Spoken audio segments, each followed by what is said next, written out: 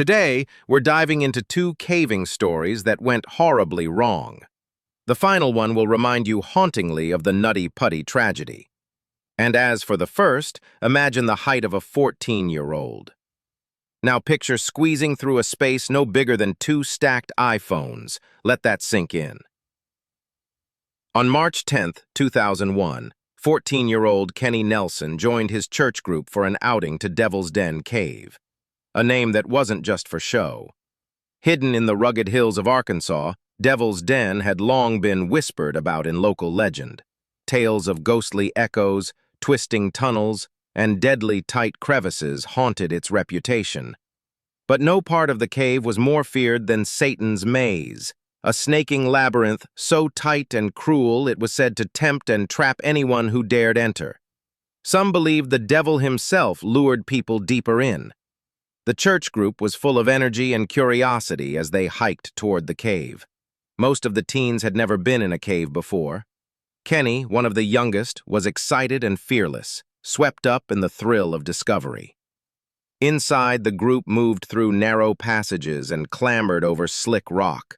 At one point, the cave seemed to widen, and that's when Kenny spotted it. A small, dark opening just 12 inches wide, barely the size of a tablet. Beyond it, he glimpsed a chamber about 15 feet deep, shadowy and inviting. Something about it called to him. He hesitated, just for a second, then ignored his instincts and dove in head first. Maybe it was the challenge, maybe the mystery, or maybe, as the legend said, the devil made him do it. At first, it just felt snug, but as he wriggled deeper, the walls narrowed. His shoulders scraped the rock. Then suddenly, he was stuck. Halfway in, his body turned slightly, and just like that, he was wedged on his side, unable to move forward or backward. The rock pressed against his ribs. His arms were trapped awkwardly.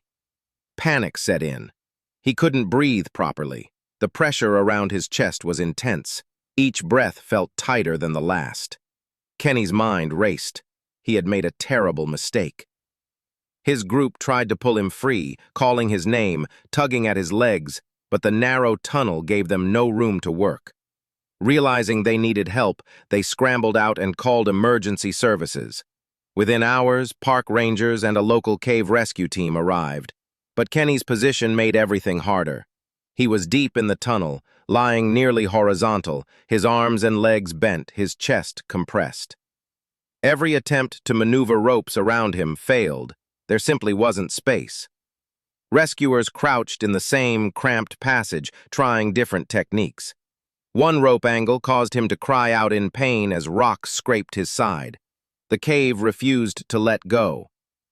Someone finally suggested grease, anything to reduce the friction.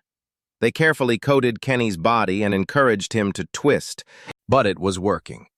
With rescuers pulling from behind and Kenny pushing against the rock in front, he began to slide. Inch by inch, minute by minute. After nearly 5 hours of pain and fear, Kenny finally emerged from the crevice. His body was scraped, his legs weak, but he was standing. The cave had tested him to his limit, and he had survived. He walked out on his own, shaken, exhausted, but alive, like a boy who had danced with the devil and lived to tell the tale. In the next story, we'll discuss a caving incident that feels eerily similar to the Nutty Putty tragedy. But before that, imagine a 14-year-old's height and a space barely as wide as two iPhones stacked. That's where our first story begins. On February 27, 2004, a crisp winter morning settled over Kentucky as a group of Boy Scouts gathered for a caving trip at Sweet Potato Cave. Among them was 14-year-old Jesse Gott. Sweet Potato Cave lies tucked away in Kentucky's remote and rugged backcountry. Surrounded by rolling hills and dense forest, it's part of a vast limestone system carved by ancient underground streams. Its entrance is modest, a small crack hidden among brush and trees. But once inside, it twists unpredictably, with tight squeezes and sudden drops that test even seasoned explorers. The scouts, familiar with the cave's entrance, prepped with helmets and headlamps. Spirits were high as they stepped into the cave's shadowy depths, laughter echoing briefly before fading into stone. But deep within, the terrain grew more demanding. As they navigated onward, Jesse noticed a slim crevice ahead. It was narrow, too narrow for most to try, but something about it pulled him in. Ignoring the cautious voices behind him, he wriggled inside, determined to find out what lay beyond. Almost immediately, he regretted it. Within seconds, Jesse was stuck up to his chest. The rock pinned him in place, his arms bent awkwardly. His body wouldn't budge. No matter how hard he squirmed or pushed, the cave held him tight, and he was completely immobilized. Panic crept in. Jesse had never felt this way before. His limbs refused to cooperate. His breathing turned to shallow gasps. Thoughts of other cavers who had gotten trapped haunted his mind. He had always believed that kind of thing couldn't happen to him, but now it was happening. Andrew Duncan, one of the scout leaders, was nearby. He saw the panic in Jesse's eyes and rushed to his side. "He just went in and got stuck," Andrew told the others. "I could see it in his face. He knew." The group, once buzzing with excitement, now stood silent.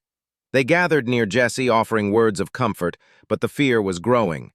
Jesse's chest tightened, not just from the rock's grip, but from the fear closing in. His fingers, now numb from the cold, twitched. He felt the creeping bite of the cave's temperature.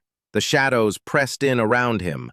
The familiar presence of his friends began to feel distant, like they were on the other side of a wall. No one had noticed yet, but Jesse's body temperature was dropping. Hypothermia had begun to set in. The scouts felt helpless. They had tried pulling him free, encouraging him, but the crevice allowed no leverage. He was just squeezed, Andrew would later recall. There was nothing we could do. Andrew stayed with Jesse along with a few others, while several scouts raced back to the cave. The emergency call was received by local fire and rescue teams, who arrived quickly and formed a response team. They brought with them tools, blankets, and medical supplies, and the pressure was clear. Jesse's situation was getting worse. Inside the cave, rescuers worked swiftly. They reached Jesse and immediately addressed the hypothermia. Blankets and heating pads were placed over him. Warmth became the first priority. Then came the rescue. The team began enlarging the crevice. Using shovels and crowbars, they chipped away at the rock, bit by bit, with extreme caution.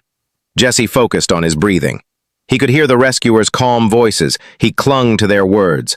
Above all else, he fought to stay calm. Andrew and the scouts never left his side, whispering encouragement. "You're going to be okay, Jesse. Just hang in there." Minutes turned to hours. Finally, the rock gave way. The opening widened enough for Jesse to be pulled free. It was around 3 p.m. when, with one final tug, Jesse was out. A mix of tears, cheers, and gasps followed. But it wasn't over. Jesse was swiftly taken to a nearby hospital. There, doctors treated him for mild hypothermia. Thankfully, there were no serious injuries. He was monitored and warmed, and soon after, released. What remained was the memory. A cave that had nearly taken him, a lesson in humility, and a young scout who now knew how quickly excitement could turn into survival.